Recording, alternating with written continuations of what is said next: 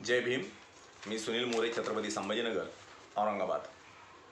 सम्राट वाचनमध्ये हा पहिला लेख आहे। आज दिनांक सोमवार दिनांक 15 जून 2026 पहिला लेख आहे। लेखाचं शीर्षक आहे भारताचे परराष्ट्र धोरण नेहरू ते मोदी व्हाया बाबासाहेब। त्याचे लेखक आहेत भीमराव सरोदे।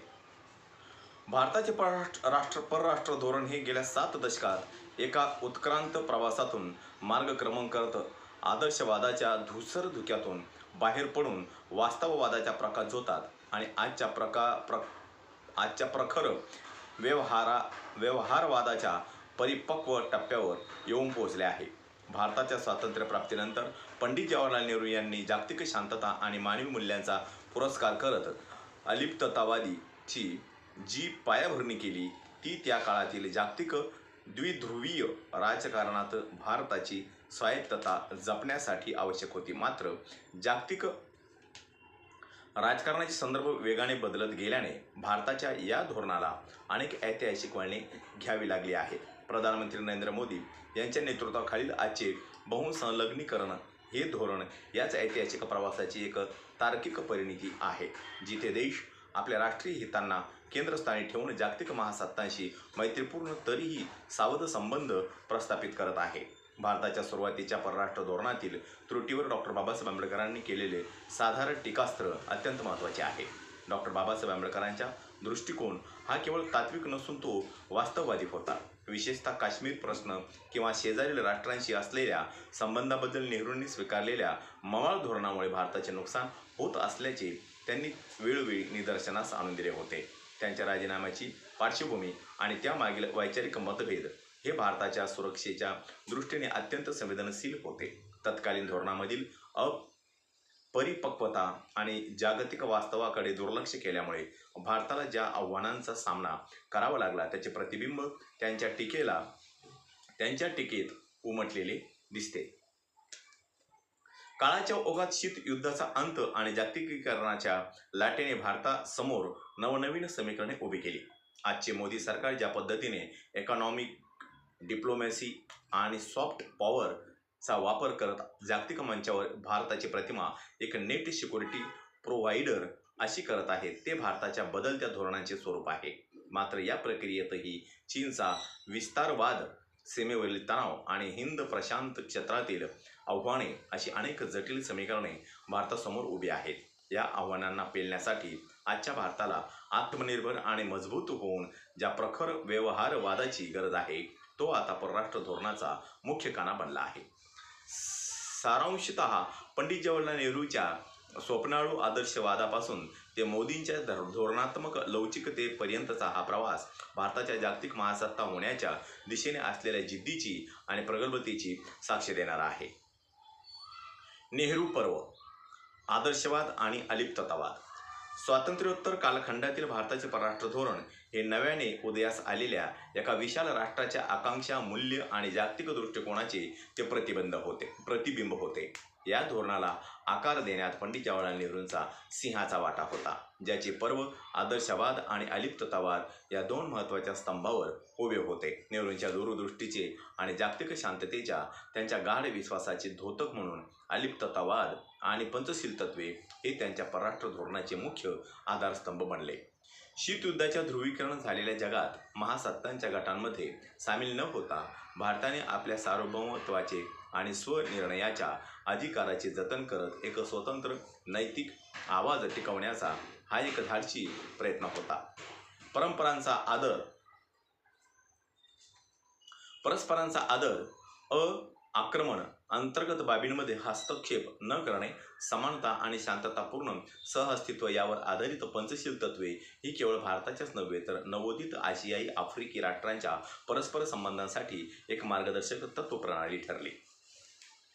नेहरूंना एक नवजागृत आशियाई महाकाय म्हणून भारताचे नेतृत्व करण्याची आकांक्षा होती आणि हिंदी चीनी भाई भाई या लोकप्रिय घोषणेतून त्यांनी प्रादेशिक ऐक्य आणि सलोख्याचे स्वप्न पाहिले होते। आशियाई राष्ट्रांनी एकत्र येऊन जागतिक पटलावर आपली ओळख निर्माण करावी हा त्यामागील उदात्त विचार होता। मात्र 1962च्या भारत-चीन युद्धाने या स्वप्नांना आणि आदर्शवादाला मोठा आणि कटू तडा दिला।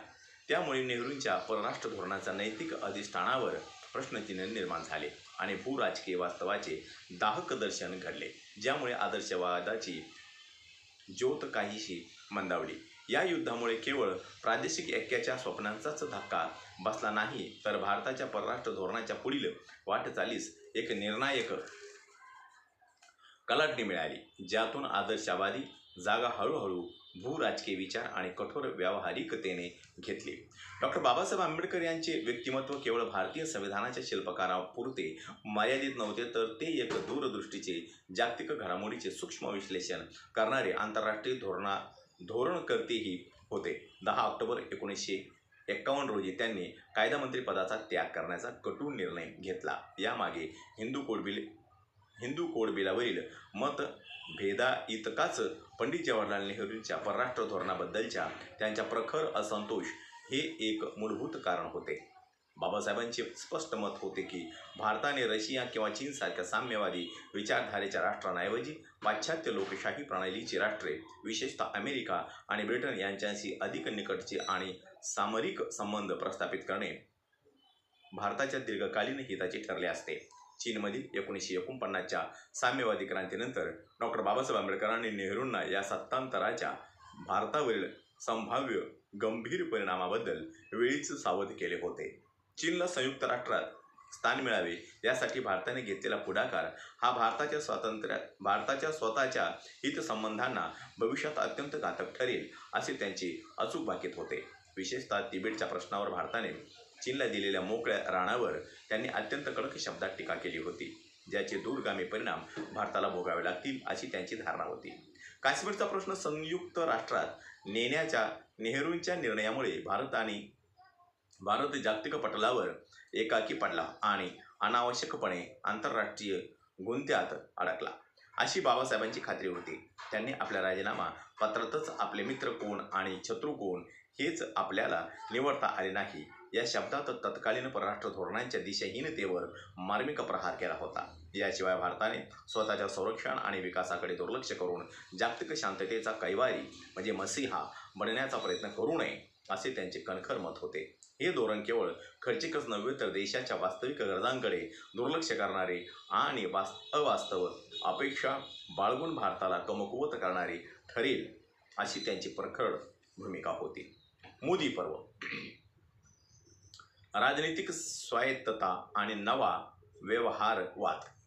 2014 सालापासून प्रधानमंत्री नरेंद्र मोदी यांच्या नेतृत्वाखाली भारतीय परराष्ट्र धोरणाने एका क्रांतिकारी वळणावर पाऊल ठेवले असून या कालखंडाला जागतिक राजकारणात भारतीय आक्रमक वास्तववादाचे पर्व म्हणून ओळखले जाते.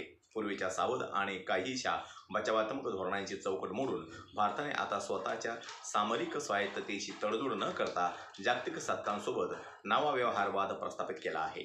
या धोरणाचे केंद्रस्थान केवळ भौगोलिक सीमांपुरते मर्यादित न राहता ते शेजारी प्रथम, वेस्ट, ईस्ट आणि आखाती देशांशी असलेल्या ऐतिहासिक संबंधांना नव्या आर्थिक आणि संरक्षण विषयक आयामांची जोड देणारे ठरले आहे. या नव्या युगाचे सर्वात महत्त्वाचे वैशिष्ट्य म्हणजे भारताने अलिप्ततावादाच्या पारंपरिक संकल्पनेला निरोप देऊन बहुसंलग्नीकरणाचा अवलंब केला आहे. भारत आणि अमेरिका आणि रशिया यासारख्या परस्पर विरोधी आघाड्यांशी एकाच वेळी संवाद साधण्याचे आणि स्वतःचे राष्ट्रीय हित जपण्याचे कसब दाखवत आहे. युक्रेन युद्धादरम्यान रशियाकडून तेल खरेदी सुरू ठेवतानाच पाश्चात्य देशांशी असलेले धोरणात्मक संबंध अधिक दृढ करणे हे याच कौशल्याचे प्रत्यंतर होय. प्रधानमंत्री नरेंद्र मोदी यांच्या नेतृत्वाखालील भारताच्या परराष्ट्र धोरणातील त्रुटी आणि आव्हानांची मीमांसा करताना अनेक पदर उलगडतात.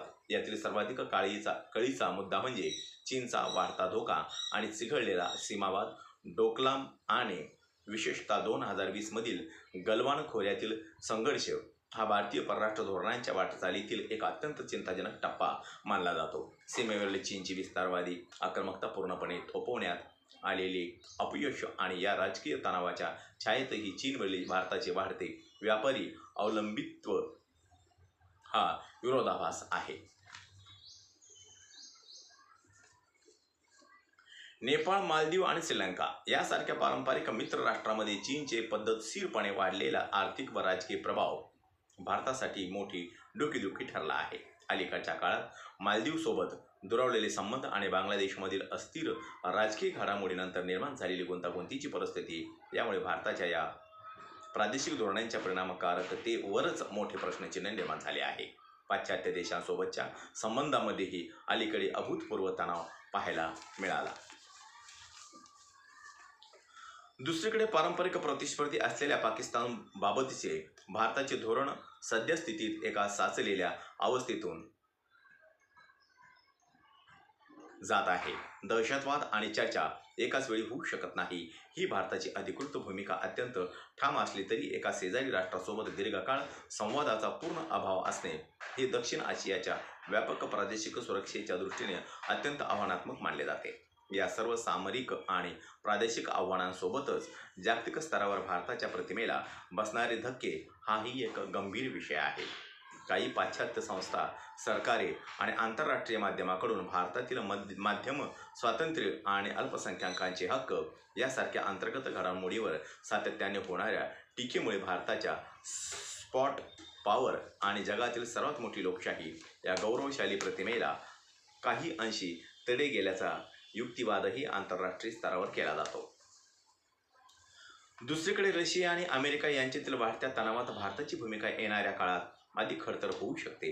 रशियाशी असलेले व्यापारी आणि संरक्षण संबंधामुळे अमेरिकेने निर्बंध लागल्यास भारताची आर्थिक कोंडी होण्याचा धोका नाकारता येत नाही. या व्यतिरिक्त देशांतर्गत राजकारणात निर्माण होणाऱ्या धार्मिक ध्रुवीकरणाचे पडसाद अनेकदा आंतरराष्ट्रीय स्तरावर विशेषतः इस्लामिक सहकारी संघटनांच्या देशामध्ये उमटतात. या देशांशी भारताचे ऊर्जा आणि व्यापार विषयक संबंध अतिशय घनिष्ठ असल्याने अशा घटनांमुळे मुत्सद्देगिरीच्या पातळीवर भारताची मोठी कसोटी लागत आहे. थोडक्यात मोदींचे परराष्ट्र धोरण हे भारताला विश्वगुरू म्हणून प्रस्थापित करण्याची महत्त्वाकांक्षा बाळगणारे असले तरी बदलत्या जागतिक समीकरणामध्ये आपल्या शेजारील देशांशी असलेले संबंध सुधारणे आणि मोठ्या सत्तांच्या संघर्षात स्वतःचे अस्तित्व टिकवून ठेवणे हेच आगामी काळातील भारतापुढील मुख्य ध्येय असायला हवे. भारतासमोर आजची आव्हाने आणि त्यावेळी प्रभावी उपाययोजना याचा विचार करता एक धोरणात्मक दृष्टिकोन असणे अत्यंत आवश्यक आहे. सीमेवरील चीनी विस्तारवादाच्या आक्रमक धोरणाला चोख प्रत्युत्तर देणे हे भारताच्या राष्ट्रीय सुरक्षेपुढील सर्वात मोठे आव्हान आहे. केवळ लष्करी सामर्थ्य नव्हे तर मुत्सद्देगिरी आणि भूराजकीय डावपेचांच्या माध्यमातून या विस्तारवादाला वेळीच लगाम घालणे क्रमप्राप्त आहे. त्याचबरोबर जागतिक पुरवठा साखळीमध्ये चीनवरील अवलंबित्व कमी करून भारत एक सक्षम आणि विश्वासार्ह पर्याय म्हणून स्वतःला जागतिक बाजारपेठेत प्रस्थापित करू शकतो. सध्याच्या बहुध्रुवीय राजकीय व्यवस्थेत ग्लोबल साऊथचा आवाज आणि नेतृत्व म्हणून भारताची ओळख घट्ट करणे ही काळाची गरज आहे, ज्यामुळे विकसनशील देशांचे प्रतिनिधित्व करत भारत जागतिक पटलावर आपला प्रभाव वाढवू शकेल. या आव्हानावर मात करण्यासाठी काही ठोस उपाययोजना करणे आवश्यक आहे. सर्वप्रथम भारताच्या परराष्ट्र धोरणाला व्यक्तिकेंद्रित स्वरूपातून बाहेर काढून संस्थात्मक बळकटी देण्याची नितांत आवश्यकता आहे. जेव्हा धोरणे एखाद्या व्यक्तीच्या प्रभावापेक्षा संस्थेच्या चौकटीत ठरवली जातात तेव्हा सत्तापालट झाला तरी देशाच्या धोरणात्मक सातत्यात अडथळा येत नाही आणि जागतिक पातळीवर एक विश्वासार्ह देश म्हणून भारताची प्रतिमा अधिक उंचावते. दुसरे म्हणजे आर्थिक स्वावलंबन हेच खऱ्या अर्थाने परराष्ट्र धोरणांचे इंजिन आहे. जोपर्यंत भारत आर्थिकदृष्ट्या महासत्ता होत नाही तोपर्यंत जागतिक राजकारणात मर्यादा येतात. म्हणून मेक इन इंडिया या संकल्पनेला केवळ धोरणात्मक नव्हे तर कृतीशील आणि प्रभावी बनवणे आवश्यक आहे. तिसरा महत्त्वाचा उपाय म्हणजे शेजारी देशांशी असलेल्या संबंधाचे पुनरावलोकन करणे. मोठ्या भावाची भूमिकेचा अहंकार बाजूला ठेवून आपल्या शेजारील राष्ट्रांची सामंजस्य, सहकार्य आणि विश्वासाचे नाते निर्माण करणे ही दीर्घकालीन स्थिरतेची गुरुकिल्ली आहे. शेवटी आधुनिक काळातील युद्धे ही केवळ सीमेवर लढली जात नाहीत तर ती सायबर स्पेसमध्ये खेळली जातात. त्यामुळे सायबर सुरक्षा आणि प्रगत तंत्रज्ञान मुत्सद्देगिरी यांना सर्वोच्च प्राधान्य देऊन तत्त्वज्ञानाच्या क्षेत्रात जागतिक भागीदारी वाढवणे भारताच्या भविष्यासाठी निर्णायक ठरेल.